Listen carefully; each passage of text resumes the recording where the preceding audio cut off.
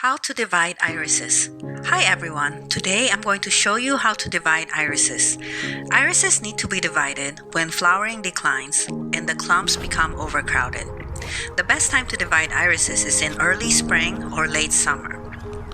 It's early spring right now and it has been raining for the past 2 days, so the soil is soft. Hopefully that will make it easier to dig out the iris. Step 1. Dig up the iris. Divide the iris by removing a section of the iris. Use a shovel to dig up the iris.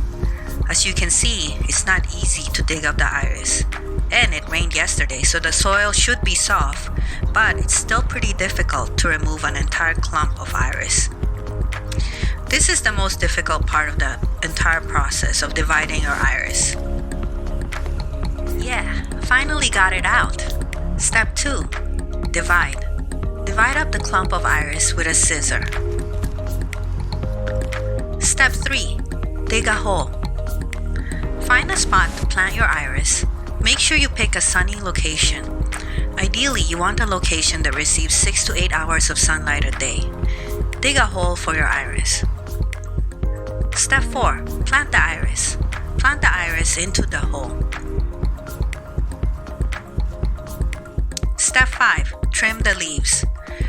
Trim the leaves of your iris to about 1/3 height. This will allow your iris to concentrate its energy on producing new roots. Step 6. Water. Water the iris transplant. Make sure you keep up with the watering for a month. Once your iris has established roots, then you don't have to water your iris. It will survive on natural rainwater. Except of course if there's a drought, you should water your iris.